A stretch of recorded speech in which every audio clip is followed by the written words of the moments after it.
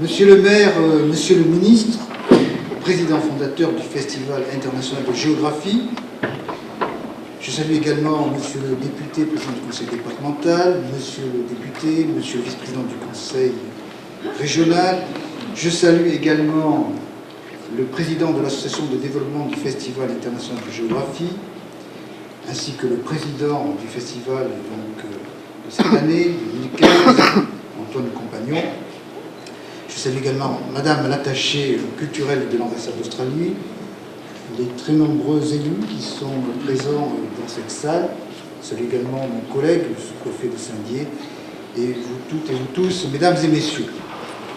Donc ma prise de parole, en fait, c'est pour terminer en quelque sorte la partie institutionnelle. Alors, on a un peu bouleversé les ordres de prise de parole, puisque c'était Gilles Fumet qui devait parler avant moi, mais on a considéré qu'il valait mieux terminer la partie institutionnelle et ensuite aborder davantage les sujets, la partie plus scientifique, ce qui démontre que finalement on est capable dans un territoire de pouvoir, à la dernière minute, de bouleverser un peu les conventions, et peut-être que c'est déjà une partie de l'imaginaire.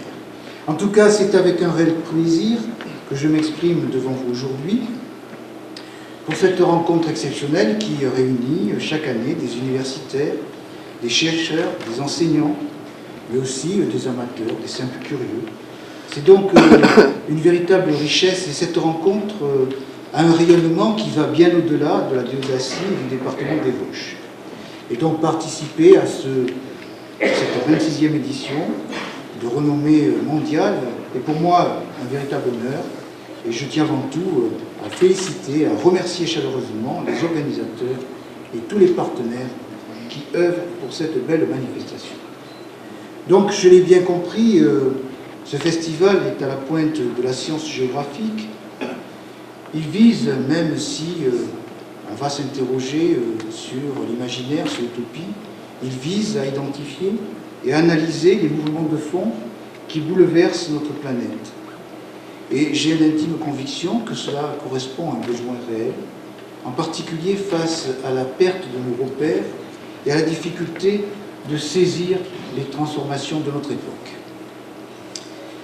En effet, comme l'a très justement dit le philosophe Arthur Rosa, nous assistons à une dynamique de l'accélération contemporaine qui semble concourir à la perte de la capacité de la société à se transformer elle-même par l'activité politique.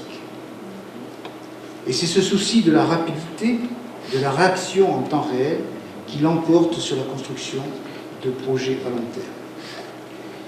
Mais en outre, cette accélération, elle implique la coexistence de deux logiques qui sont apparemment inverses.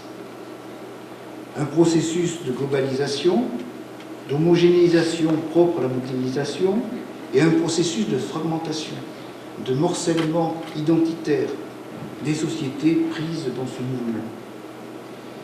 Et malgré certaines théories, alors que je rappellerai, c'est celle du monde plat ou du village global, on ne peut s'affranchir de la géographie. On pourrait même dire qu'elle prend sa revanche, pour citer l'ouvrage bien connu de Robert Kaplan. Et face au risque de repli identitaire, face au sentiment d'impuissance ambiante, la géographie peut nous permettre, peut donner des grilles de lecture, une vision et une stratégie afin de guider l'action publique. Mais ce n'est pas seulement la promotion de la géographie qui rend ce festival si important. Il est aussi exemplaire, je le pense, dans la forme, et il montre certainement la voie à suivre pour les autres disciplines. Il s'agit d'abord de s'ouvrir aux autres domaines. En effet, la pluridisciplinarité et la transversalité sont indispensables pour appréhender des phénomènes complexes. S'il est normal qu'il existe des spécialisations et des limites entre les différentes disciplines, il ne doit pas s'agir de frontières. C'est aussi le message que renvoie cette manifestation qui, en s'appuyant sur la géographie, fait le lien notamment entre les sciences humaines, l'économie et l'écologie. Mais il s'agit aussi, autre caractéristique, de s'ouvrir à tous, en mélangeant à la fois convivialité et excellence, vulgarisation et recherche de pointe. C'est ainsi qu'on arrive à satisfaire un public toujours plus diversifié, des chercheurs, mais aussi des amateurs, des enseignants, des élèves, des parents et des enfants.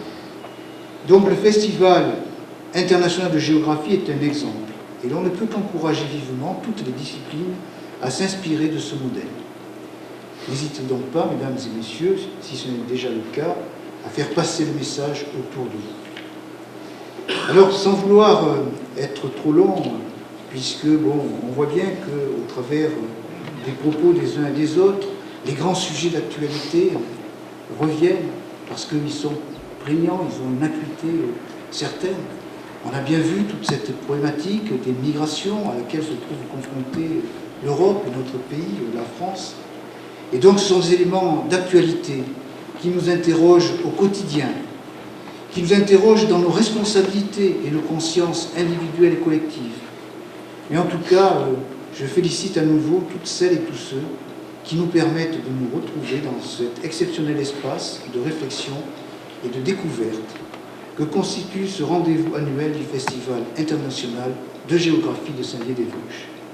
Et je vous souhaite donc à toutes et à tous un excellent voyage au rythme de conférences et de débats qui seront sans nul doute passionnants. Je vous remercie.